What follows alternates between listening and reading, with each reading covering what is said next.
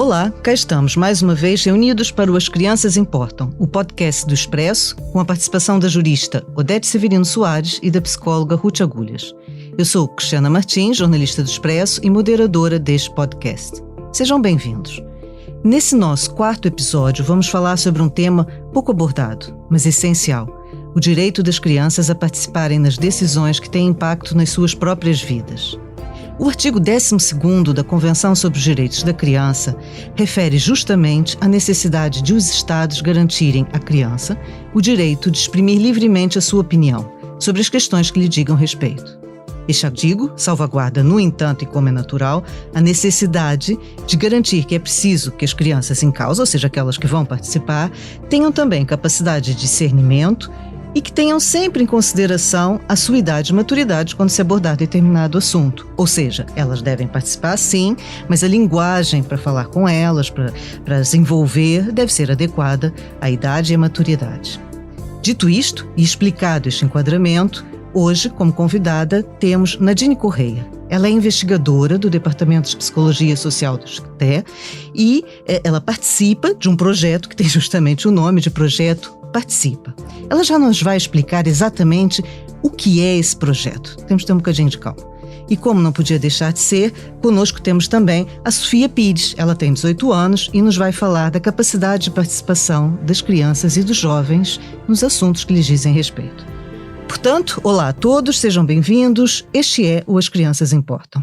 Odete, do ponto de vista legal, como as crianças e jovens podem ver respeitados e podem concretizar esse direito a serem ouvidas? É verdade, confirma-se que nas últimas décadas esta abordagem tem vindo a conquistar cada vez mais espaço? Olá a todos e a todas. Sim, antes da pandemia, a tendência registada mostrava que o direito à participação das crianças estava a ganhar progressivo reconhecimento e visibilidade em diversos domínios e em diferentes âmbitos, como na vida familiar, na comunidade, na escola, no processo de decisão pública, no ativismo juvenil.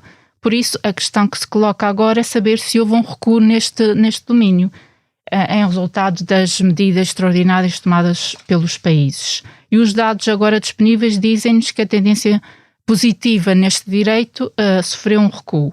A este propósito, e logo no início da pandemia, o Comitê dos Direitos da Criança das Nações Unidas, que é o órgão supervisor da implementação da Convenção, alertou para a obrigação dos Estados de assegurarem a participação das crianças nas medidas a adotar em resposta à crise pandémica. Convém sublinhar que o direito das crianças a expressar a sua opinião e a exercer influência em todos os assuntos que lhes dizem respeito está relacionado com uma cidadania ativa. Trata-se sim de dar à criança, independente da sua idade e características individuais, a oportunidade de ser ouvida e de ver as suas opiniões ser tidas em conta. É útil referir que a participação da criança inclui não só a consulta, mas também o acompanhamento do desenvolvimento e avaliação dos assuntos que lhe dizem respeito, a par da existência de instrumentos e mecanismos adequados que possam permitir uma participação efetiva. Em relação a este último aspecto, eu gostaria de referir um estudo de março da Comissão Europeia sobre a participação das crianças na vida política e democrática, onde se verifica que as estruturas e mecanismos predominantes de participação nos Estados-membros resumem-se a conselhos, a parlamentos de crianças, a provedores e estruturas equivalentes. A sua ação centra-se a propor atividades, esquecendo respectivamente o desenvolvimento e avaliação dos assuntos. São constituídos na sua maioria por crianças a partir dos 12 anos, e sem a presença de crianças em situação de exclusão e pobreza. Portanto, vê-se claramente que apostam os mecanismos existentes e instrumentos na fase da consulta, mas esquecem rapidamente todo o resto do processo de participação, que é igualmente importante. Portanto, parece evidente que precisamos de investir mais e melhor em termos de qualidade da participação das crianças e jovens. Odete, falou aí em dois aspectos que me parecem muito relevantes. na questão da cidadania, não é? Dar às crianças desde muito cedo as ferramentas que lhes permitam começarem a, de alguma forma, serem autônomos no pensamento e na participação. Sim. E na questão da democracia. Começa por aí, não é? Portanto, eu usava essa ligação para falar com a Nadine. Em primeiro lugar, muito obrigada pela sua presença. Justamente, eu queria que nos explicasse a partir em detalhe em que consiste o projeto Participa e explicasse justamente por que é tão importante que esse projeto envolva crianças tão pequeninas. Muito boa tarde e obrigada pela oportunidade para dar a conhecer o projeto Participa. O Participa é um projeto que propõe uma abordagem de desenvolvimento profissional, inovadora, multinível, dirigida a profissionais de educação de infância e, mais concretamente, a educadores, a assistentes operacionais e a coordenadores, que trabalham, portanto, e como referiu, com crianças bastante pequenas, com idades compreendidas entre os 3 e os 6 anos de idade. O principal objetivo deste projeto é promover o conhecimento, as competências e atitudes positivas destes profissionais relativamente à participação das crianças e para que possam, de uma forma articulada, promover este direito nestes contextos de educação de infância. E porquê nestes contextos de educação de infância? Porque sabemos que estes contextos são fundamentais para o desenvolvimento das crianças, porque é nestes contextos que as crianças passam grande parte do seu tempo, e porque instituições internacionais como o Conselho da Europa, a Comissão Europeia, as Nações Unidas, todos eles defendem que a participação das crianças enquanto direito deve ser promovido desde as idades mais precoces, precisamente. No entanto, apesar de nós termos este foco nos 3 aos 6 anos, nós queremos que os materiais que nós vamos desenvolver poderão ser úteis até de uma forma mais alargada, por exemplo, para crianças dos 0 aos 6. Desculpe interromper, Nadine, mas eu fico a pensar e imagino que os nossos ouvintes possam ter a mesma dúvida, que é: como é que nós fazemos a distinção, distinguimos o que é o direito a participar de uma criança tão pequena ou a birra, a exigência, que ferramentas é que são dadas e de que maneira que as crianças devem trabalhar para que não haja essa confusão entre o querer porque sim ou o querer porque é preciso e tem uma fundamentação, tem uma razão de ser? Nós temos estudado a participação das crianças nestas idades muito específicas, dos 3 aos 6, e a forma como temos operacionalizado, digamos assim, a participação passa muito por dar às crianças oportunidades de escolha, permitir que as crianças manifestem as suas ideias e considerando múltiplas formas de expressão. A investigação tem vindo a sugerir, por exemplo, a importância até dos silêncios, das recusas ou de outras formas de comunicação, como a comunicação não verbal, como formas da criança exercer a participação. E a criança pode fazê-lo, tal como sugere a Convenção, nos mais diversos assuntos que lhe dizem respeito, seja, por exemplo, em contexto pré-escolar, muito especificamente, escolher com quem querem brincar, se querem fazer uma atividade primeiro ou uma atividade a seguir, poderem inclusivamente fazer propostas de projetos ou de atividades. E nós temos relatos de educadores de infância muito interessantes, como por exemplo projetos que surgiram em toda a instituição de educação de infância que partiram precisamente de uma sugestão ou da iniciativa das próprias crianças. Eu estou-me a lembrar de um assunto que há algum tempo atrás foi muito falado, que é o direito ou o dever a dar os beijinhos nos familiares. Agora em pandemia isso já não se coloca tanto, né? Mas antes da pandemia chegou-se a discutir se os pais deveriam obrigar as crianças a beijar tios, avós, familiares. Estamos a falar desse tipo de opções também, são opções assim muito concretas desse tipo, ou seja, até que ponto o pai deve impingir a sua opinião, até que ponto deve respeitar a opinião da criança? Eu acho que a opinião da criança deve ser obviamente respeitada e no sentido da criança poder contribuir, e este contributo pode ser feito a diversos níveis, quer uma consulta, como estávamos a falar, quer uma colaboração com o adulto, quer uma iniciativa no nível mais avançado, digamos assim, da criança, e passa muito fundamentalmente por dar à criança opções de escolha, por permitir-lhe expressar a sua voz, as suas preferências, mas também as suas necessidades, Depois, obviamente, temos toda a parte das regras sociais, das normas sociais, mas também importa que esta participação seja feita com recurso a regras debatidas e criadas em conjunto com os adultos, mas também sem cairmos, obviamente, numa tirania da participação ou numa tirania no lado oposto dessas regras ou dessas normas mais sociais. Portanto, penso que tem que haver um equilíbrio, mas dando sobretudo às crianças oportunidades de escolha, de participarem nas decisões que lhes dizem respeito e de influenciarem o decurso dessas ações, desses acontecimentos. Ruth, então, passando para o lado, digamos, das famílias, não é? Do ambiente dentro de casa, digamos assim, que elementos têm de estar assegurados para que a opinião das crianças possa ser realmente respeitada? Do ponto de vista psicológico, não é? Qual é o impacto para uma criança saber se realmente ouvida? Bom dia a todos. Naturalmente que, e já falámos nisso em episódios anteriores, a criança tem o direito não só a uma série de coisas que nós temos vindo aqui e vamos continuar a abordar, como também a conhecer os próprios direitos, não é? E quando a criança conhece os próprios direitos e percebe que os adultos respeitam de uma forma geral esses direitos, isso tem naturalmente um impacto extremamente positivo em termos do bem-estar psicológico da criança. Naturalmente que o direito de participação não é uma exceção e, portanto, é fundamental que a criança perceba, reconheça que tem esse direito e que o meio à sua volta lhe dá essa oportunidade de satisfação desse direito.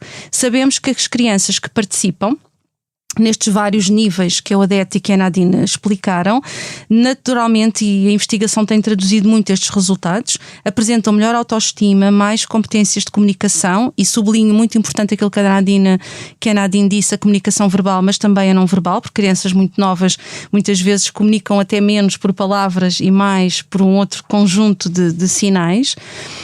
Desenvolvem também um maior sentido de responsabilidade. E têm também uma questão muito importante, que é uma maior percepção da autoeficácia. Portanto, olham para elas mesmas como sendo mais eficazes, como tendo também maior capacidade de controlo sobre aquilo que acontece à sua volta. Portanto, estamos também a contribuir para que as crianças cresçam mais autónomas, não é? E mais com esta sensação também de participação ativa. Muitos estudos têm também perguntado às crianças se efetivamente elas querem ser ouvidas. Porque às vezes, e eu até gostei um bocadinho da palavra que a Cristiana usou há bocadinho, parece que os adultos impingem um bocadinho as coisas às crianças. Será que elas querem? Não é? Será que elas querem ser ouvidas? E efetivamente as crianças das mais variadas idades dizem-nos que sim, que elas têm esta necessidade de sentir reconhecidas e que têm uma oportunidade de poderem dizer alguma coisa sobre assuntos que são importantes nas suas vidas a vários níveis e que a sua opinião é tida em conta nas decisões. Naturalmente que desde cedo que é papel do adulto transmitir à criança a ideia clara de que ser ouvida a sua opinião é diferente de ser a criança a tomar a decisão final. E naturalmente, à medida que vamos crescendo, não é? A criança vai crescendo e vai estando também integrada em diferentes contextos. Estou a pensar até, por exemplo, no limite, um contexto onde eu trabalho muito, que é o contexto forense, o contexto do tribunal. É muito importante que as crianças sejam ouvidas naturalmente, a lei prevê isso e cada vez mais os nossos magistrados o fazem, mas é também importante desmistificar na cabeça da própria criança às vezes algumas ideias erradas, que é a ideia de que eu vou lá para decidir, eu vou lá para tomar a decisão. Eu costumo usar uma metáfora que é muito fácil de qualquer criança, até pré-escolar, perceber, que é a metáfora do puzzle. Olha, imagina, e qualquer criança de 3 anos sabe o que é um puzzle. Imagina que isto é como se fosse um puzzle, e um puzzle tem muitas peças. Tu és uma peça muito importante deste puzzle, mas a decisão final depende do todo. Depende de todo o puzzle. E há alguém que efetivamente terá que tomar essa decisão, seja um professor, seja um educador, seja um juiz, seja um pai, seja uma mãe, mas a tua peça também faz parte deste puzzle. E isto ajuda as crianças a desconstruir esta ideia, que é ao mesmo tempo uma ideia que até pode carregar algum peso, não é? Nos ombros de uma criança. Sim, esta o ideia peso da responsabilidade, não é? Tem que tomar uma decisão. O que é que nós sabemos também? Se a criança for bem ouvida, porque a questão depois é esta, a questão que se coloca a seguir, é quem ouve a criança e quem lhe dá espaço para que ela se pronuncie, se tem ou não tem recursos e competências necessárias para o fazer. Sabemos que o output, portanto o resultado, quando a criança é bem ouvida, é extremamente positivo, as crianças sentem-se mais confiantes, evidenciam emoções mais agradáveis e sentem cá também uma maior sensação de equidade, não é? Que elas são uma parte ativa em todo aquele processo. Pelo contrário, quando as crianças são mal ouvidas, e da importância deste projeto que hoje a Nadine nos traz cá, também desenvolver ferramentas e competências nos adultos para poder envolver a criança. Se a criança for mal ouvida, normalmente o que nós encontramos é um processo de revitimização secundária. O que isso quer dizer na prática? Isso é um bocado um palavrão. É um não é? palavrão. Pegamos na palavra vítima, revitimizar. Ou seja, muitas vezes as crianças mal ouvidas podem ter vivido uma situação até menos positiva, uma situação até mais adversa, e ao serem entrevistadas, ouvidas sobre aquela mesma situação, podem, por exemplo, o entrevistador, o adulto, se não estiver bem treinado, ajudar, por exemplo, a criança a sentir-se culpada, que é muito fácil uma criança pequenina sentir-se culpada, sentir que é responsável por determinada coisa que correu menos bem, e portanto a criança pode sair desse processo de ser ouvida, muitas vezes até num processo formal, não é mais formal, da audição das crianças, com a sensação de que foi até maltratada, não é? Isto pode ter aqui um impacto negativo importante. Gostava só, para terminar, de sublinhar a questão da maturidade, não é? Porque não basta falar em idade, temos idade cronológica, não é? Temos que pensar na maturidade, e quando falamos em maturidade não apenas cognitiva, mas também a maturidade emocional, social e moral. E são estas grandes dimensões que é importante que os adultos também conheçam e saibam avaliar, para saber dosear, aqui um bocadinho também, até onde é que esta criança poderá participar e qual o peso da sua opinião depois numa futura decisão final. Ruth, essa sua explicação é bastante esclarecedora, acho que ajudou aqui a sintetizar as outras participações, mas também coloca a responsabilidade nas nossas costas, nas costas dos ouvintes, não é? Quem tem crianças em casa pensa, esse é um processo delicado, ouvir sim, ouvir até onde, ouvir de que forma, o que fazer com que se ouve, pronto, é um processo que é complexo, vamos ver. Sofia, olá, obrigada por também estar aqui conosco. A Sofia já tem 18 anos, não é? Portanto, já está aqui no limiar do que a Convenção ainda chama de crianças. Mas eu queria pedir um exercício de memória, Sofia. Recorda-se da primeira vez em que foi realmente ouvida sobre alguma decisão importante da sua vida? Lembra-se disso? Quando era pequena, na sua casa, ouvia ou não? Boa tarde a todos, e queria desde já agradecer à Expresso por dar voz aos jovens, indo em contra ao nosso tema. Bom, a primeira vez em que eu senti que fui ouvida e que realmente teve um impacto enorme na minha vida foi quando eu pedi aos meus pais para ingressar no ensino articulado de dança, o que seria uma decisão que ia ter um enorme impacto na dinâmica familiar e também no meu próprio percurso académico.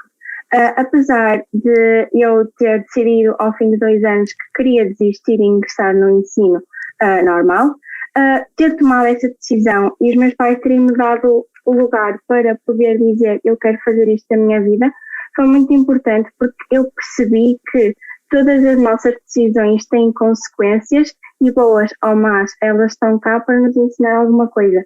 Eu acho que é fundamental que todas as crianças sintam que têm essa responsabilidade acerca da sua própria vida, porque eu reparo que com colegas meus que tiveram poder de decisão muito mais tarde, é muito mais complicado para eles entender as consequências dos seus atos e o lugar que têm enquanto pessoa que pode decidir alguma coisa. Sofia, muito obrigada. Esse seu testemunho foi muito importante e muito concreto. Deu para perceber realmente como é importante ouvir as crianças até numa decisão que elas tomem e que depois venha a se revelar até incorreta. Não é? Nem todas as decisões e as opiniões que nós tomamos têm que depois provar que foram as melhores naquele momento. Mas eu fiquei pensando numa coisa. Nessa altura, a Sofia já tem 18 anos. Portanto, ao longo desse seu processo de amadurecimento, a família foi cada vez mais ouvindo a sua opinião. Nesse momento sente que já participa das decisões de forma integral em casa? Bom, eu considero que sim, que existe um lugar para eu falar e para dar a minha opinião, mas que no fundo a opinião final e o verdito final vai ser sempre dos meus pais, que são as pessoas mais aptas dentro do agregado familiar para tomar a decisão de facto, e que muitas vezes acontece que os adultos não estão necessariamente prontos para nos escutar. Deixam-nos falar, estão prontos a ouvir, mas não nos escutam de facto. E muitas vezes aquilo que nós sentimos é que a nossa opinião muitas vezes é inválida ou infundada ou incompleta, e isso leva a que, por exemplo, em contexto escolar, quando temos que começar a ser cidadãos que estão integrados numa comunidade e têm que tomar decisões dentro dessa comunidade, nós nos acatemos um bocado e não sermos capazes de dar a nossa opinião tão facilmente. Ficam inibidos, não é? Se sabem que para que eu estou a falar, se não vão tomar nenhuma consequência do que eu digo, melhor é nem falar.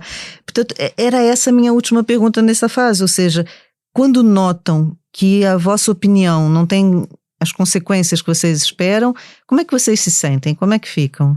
Nós sentimos-nos inseguros, frustradas, mas aquilo que acontece com pessoas que, como eu, se envolvem constantemente em atividades e já levaram muitos nãos ou posturas menos receptivas da parte do adulto quando estamos a expressar a nossa opinião, aquilo que acontece é que nós ficamos conformados e habituados a não sermos ouvidos com a devida atenção e devido respeito. É verdade, o papel dos jovens é serem também irreverentes e provocarem mudanças, né? Portanto, essa questão do conformismo é complicada. Odete, voltando às questões legais, que instrumentos existem na legislação portuguesa que garantam às crianças este efetivo direito à participação?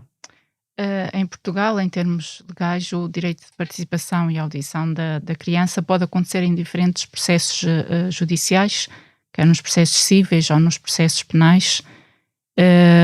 Só para clarificar, os processos cíveis são aqueles relativos à adoção, à regulação do exercício das responsabilidades parentais, e os processos penais respondem a processos que prevêem a existência de um crime, por exemplo, o abuso sexual. Nos processos cíveis e penais utilizam-se os mesmos princípios orientadores da intervenção que constam da Lei de Proteção de Crianças e Jovens em Perigo, entre eles a participação e a audição da criança nos processos que lhe dizem respeito, sendo que na mesma lei está previsto a obrigatoriedade de audição de crianças a partir dos 12 anos. Isso é uma obrigação. E é possível a audição em crianças mais novas, desde que possuam a maturidade e o discernimento para compreender a intervenção, que foi o que a Ruth já referiu. No entanto, olhando para o direito à participação nos diversos domínios e diferentes âmbitos, como na vida familiar, na escola, no ativismo juvenil, na vida comunitária, o Conselho da Europa lançou em outubro de 2020 um manual chamado Ouvir, Agir e Mudar, que visa o exercício do direito de participação de qualidade de crianças e jovens. No entanto, existem muitos outros instrumentos de outras organizações, como da União Europeia, das Nações Unidas e da própria academia, e que podem ser instrumentos de referência importantes, porque não há um modelo único a seguir, depende das circunstâncias e do contexto onde se pretende aplicar.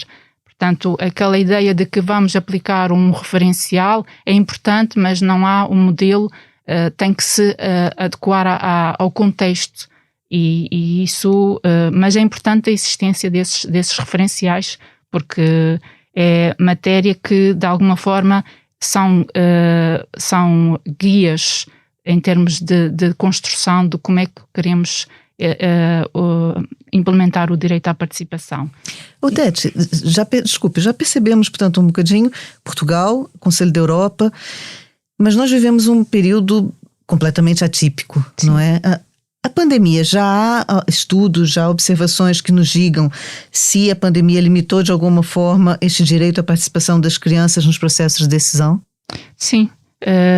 No que se refere à atual crise pandémica, sabemos que esta crise tem tido consequências sociais e económicas devastadoras em todo o mundo, afetando principalmente as crianças. Os indicadores que medem o desenvolvimento das crianças e dos adolescentes regrediram, e são dados recentes da Unicef, com evidente retrocesso nas medidas de bem-estar, de saúde e de educação, que afetam diretamente a já chamada geração C.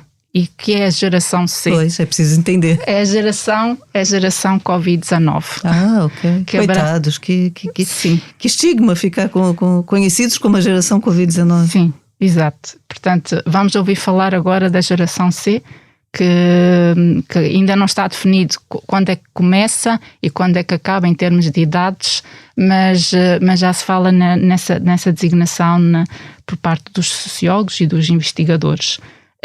Por isso a questão que se coloca agora é saber se houve também um recuo no direito à participação em resultado das medidas extraordinárias tomadas pelos países, e dos dados disponíveis percebemos que efetivamente esta dimensão foi claramente negligenciada nas medidas adotadas pelos países em resposta à crise. É disso que nos dá conta o relatório da Agência Europeia dos Direitos Fundamentais de 2021, referindo que as medidas extraordinárias adotadas pelos Estados-membros e que visavam mitigar os efeitos da crise apenas asseguraram os direitos de provisão, que são aqueles direitos básicos, e de proteção, e esqueceram-se do direito à participação. É um facto e os dados são evidentes. Portanto, há um retrocesso, há um recuo face ao direito à participação. Só para terminar, eu costumo dizer que passados 3 décadas, o direito à participação das crianças em todos os assuntos que dizem respeito continua à procura de bússola, para indicar a direção certa, e que isso continua a constituir um desafio para os Estados, para nós, para todos. E, portanto, não é fácil, e nós estamos a debater este direito, mas muitas interrogações vão surgir lá em casa, dos próprios pais, dos professores, da sociedade em geral, o que é esse direito, e, portanto, cada vez mais precisamos. Quando estava a falar desses referenciais que existem, esses referenciais são importantes e devem ser conhecidos e devem ser divulgados, porque são importantes. Tem toda a razão, é para isso que nós estamos aqui. Nadine, eu penso, e me corrija por favor se eu estiver errada, que em Portugal ainda existem poucos estudos sobre essa questão da participação, e imagino que ainda menos sobre a questão da participação das crianças em idades precoces. O que precisa ser realmente feito, antes do mais, para que tenhamos uma real perspectiva dessa situação? Como a Odete falou, vão surgir muitas dúvidas. Nós estamos aqui a abordar o assunto, mas temos que pensar também das famílias lá em casa, que quiserem mudar atitudes, o que é preciso fazer, o que é preciso fazer na academia.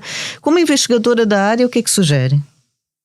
Portanto, esta área da participação das crianças é uma área que tem vindo a ganhar progressivo reconhecimento na investigação, bastante impulsionada por estudos da área da sociologia. No entanto, já existem trabalhos feitos por investigadores, nomeadamente da Universidade do Minho, da Universidade do Porto, do Politécnico de Bragança, da própria Escola Superior de Educação de Lisboa. Alguns deles não especificamente sobre participação em contexto de educação de infância, que tem sido o nosso foco no ISCTE, mas de facto é uma área em que a investigação é ainda escassa. E em particular das crianças mais jovens, nós realizamos, por exemplo, no ISCTE, uma revisão sistemática de literatura, precisamente para mapear a investigação que tem sido feita, e encontramos 36 estudos apenas, desde 1980 até 2017, 5 dos quais, por exemplo, eram portugueses. Mas isto, muito especificamente, importa referir sobre o contexto de educação de infância.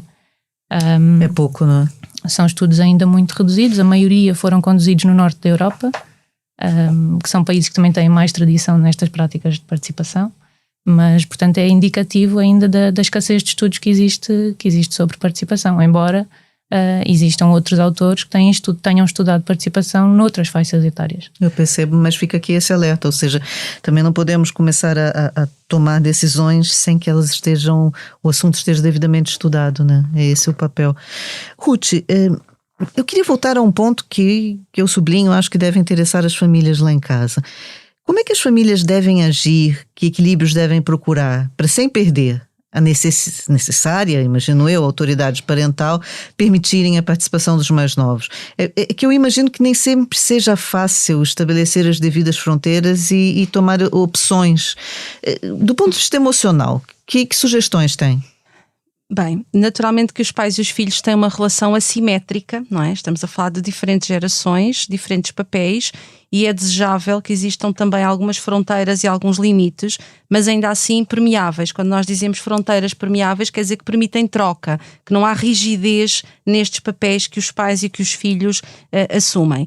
E efetivamente, muitas vezes quando nós abordamos as famílias e quando trabalhamos com as famílias, a importância das próprias crianças estarem mais consciencializadas para os seus direitos, a reação muito frequente da parte dos pais é de algum receio de que isso possa vir a traduzir-se numa perda da autoridade, não é? Quase como se uma das respostas típicas que os pais nos dão é: falam em direitos, então e os deveres? Então e onde é que estão os deveres? Portanto, parece que há aqui muitas vezes da parte das famílias ainda um foco muito na perspectiva do dever e muito menos na perspectiva do direito. Gosto de usar a metáfora da moeda. Isto é uma moeda com dois lados, não é? Isto é válido para crianças, jovens e adultos. Temos os direitos de um lado e temos os deveres do outro.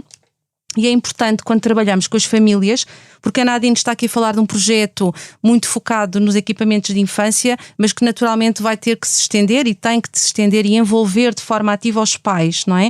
E quando trabalhamos com os pais, tem que ser muito nesta perspectiva de trabalhar as duas dimensões, os direitos e os deveres, ajudando os pais a perceber que as crianças, por um lado, têm este direito a conhecer os direitos, têm também o direito de saber em que situações é que eventualmente esses direitos possam não estar a ser assegurados e saber o que fazer. Portanto, não estamos aqui só numa dimensão do conhecimento, mas também numa dimensão da competência. O que é que as crianças poderão fazer, a quem é que poderão pedir ajuda, o que é que poderão dizer quando perceberem que esses direitos não estão a ser ouvidos. Portanto, quando trabalhamos os direitos, tipicamente os resultados da investigação têm mostrado que as crianças ficam não só mais atentas e com uma maior consciência desses direitos, mas também mais assertivas. Por exemplo, um resultado frequente na investigação é de que as crianças vão começando a contrariar uma ideia, que é uma ideia errada, mas que ainda assim muitas famílias continuam a passar às crianças, que é a ideia de que os adultos têm sempre razão. Não, os adultos não têm sempre razão. Isso é importante dizer isto aqui. Isto é muito sim. importante, mas nem todos os adultos gostam de ouvir isto.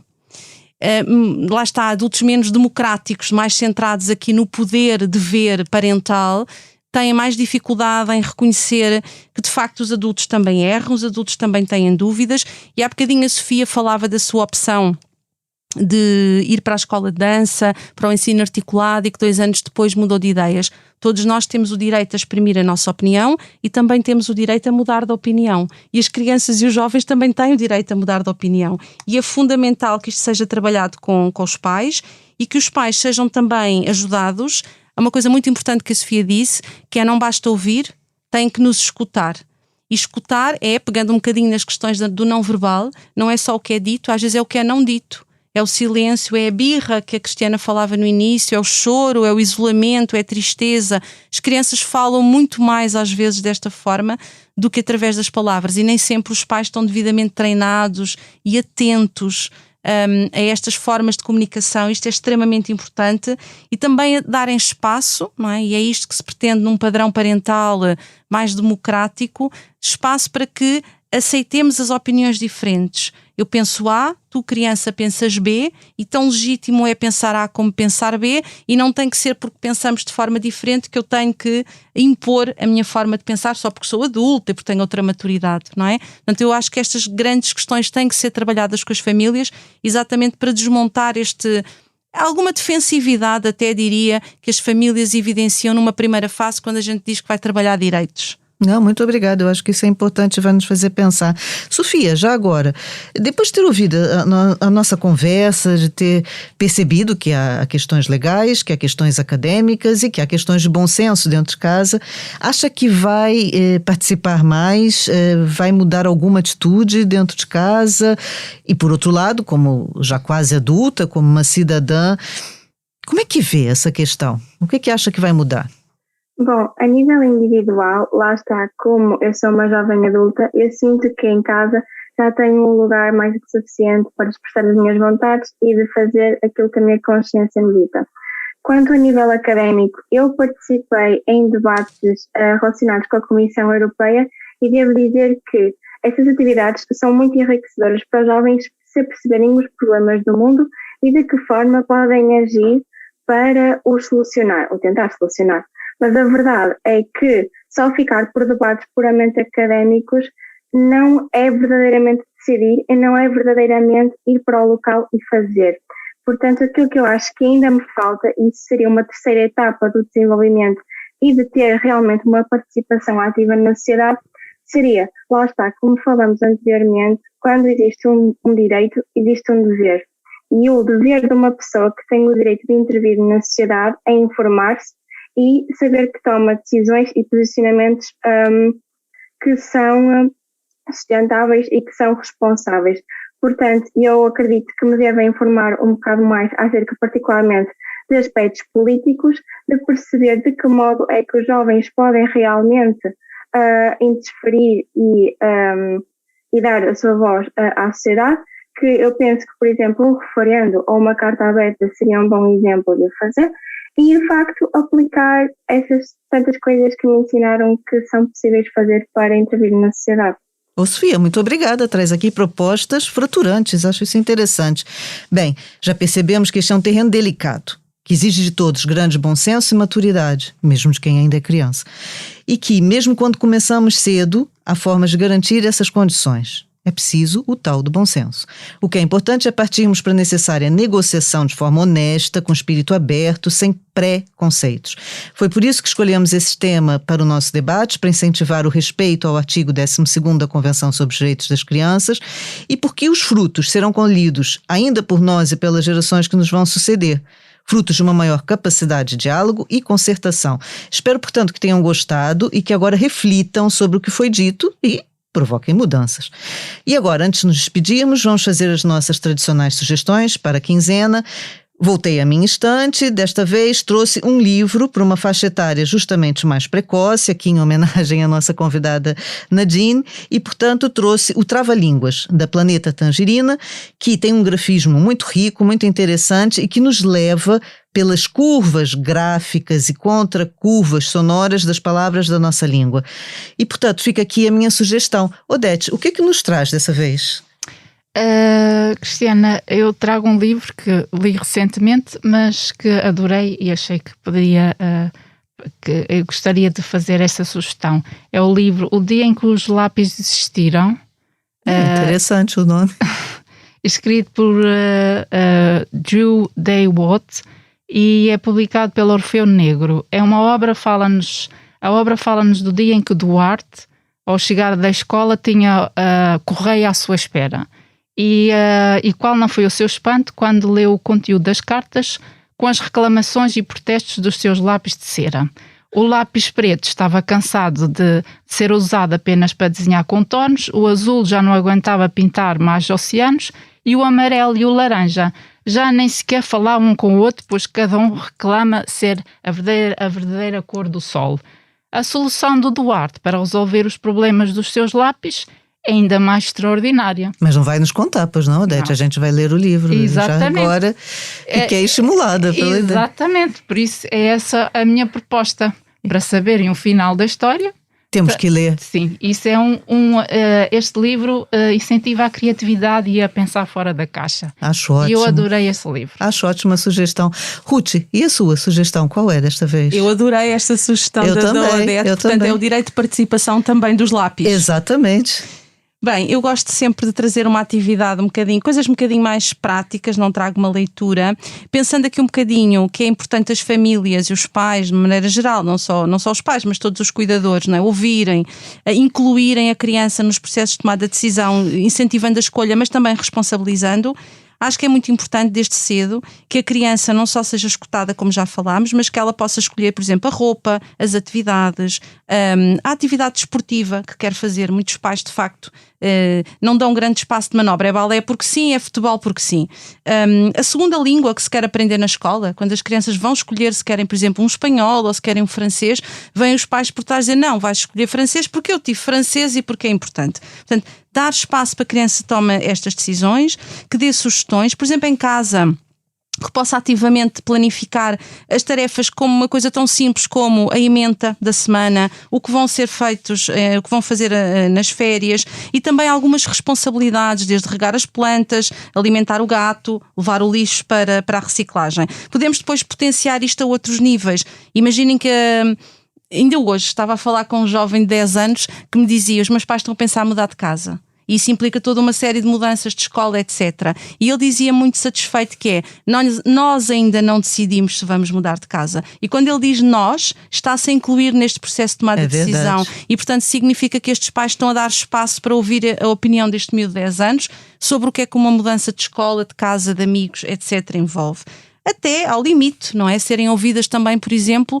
Pegando um bocadinho naquilo que a Odete dizia, por exemplo, se os pais se divorciarem, poderem também ter um espaço para se pronunciarem sobre como é que gostariam que fosse o regime de contactos, qual a modalidade de contactos telefónicos gostariam, com ou sem imagem, etc. Ouvir as crianças e dar-lhe este espaço, desde uma coisa tão simples como regar uma planta ou escolher a brincadeira que vão fazer no fim de semana, até outro tipo de decisões que são naturalmente, diria eu, mais macro, mas igualmente importantes em envolver a criança. Obrigada, o Ruth vai nos fazer pensar. Nadine, é também tradição aqui do nosso podcast pedir aos convidados um desejo para o futuro. Qual é o seu? O meu desejo acho que passa muito por conseguir que a participação seja cada vez mais, conseguirmos todos enquanto sociedade, que a participação seja cada vez mais uma realidade, que as decisões e os assuntos, as atividades, os projetos que dizem respeito às crianças sejam verdadeiramente construídos com elas e com base nas suas reais necessidades, interesses, nos seus sonhos. E muito importante que a participação possa ser olhada também como um critério de qualidade destes próprios contextos, por exemplo, dos contextos de educação de infância, mas que olhemos para a participação com este ângulo da qualidade. Muito obrigada, é importante isso. Sofia, também, antes de nos pedirmos, qual é o seu desejo para o futuro? Eu, na realidade, tenho dois. Um que diz respeito às crianças e outro que diz respeito aos jovens. Em relação às crianças, eu gostava que todos os cuidadores ouvissem as preocupações, os sentimentos e tudo o que a criança sente vontade de expressar. Em relação aos jovens, que tomem consciência de que está na hora de começar a ter um papel mais ativo na sociedade e na comunidade que integram e que para tal devem adotar uma postura responsável e informada. Muito obrigada, a responsabilidade é mútua. Obrigada a todos, a conversa foi muito interessante, espero que tenha sido útil. Daqui a 15 dias cá estaremos outra vez reunidas e vamos debater o direito a brincar. Já falamos do direito a participar, agora vamos falar do direito a brincar. Contem conosco para mais uma conversa, portanto, cheia de conteúdo. Até lá, não se esqueçam, estamos à espera das vossas partilhas, das vossas sugestões de temas, preocupações e conversas que gostariam de ter conosco e com os nossos convidados. Podem seguir e subscrever o As Crianças Importam nas plataformas que utilizam para ouvir os podcasts e também no site do expresso.pt. Até lá, muita saúde e tudo de bom. Para quem já estiver de férias, boas férias.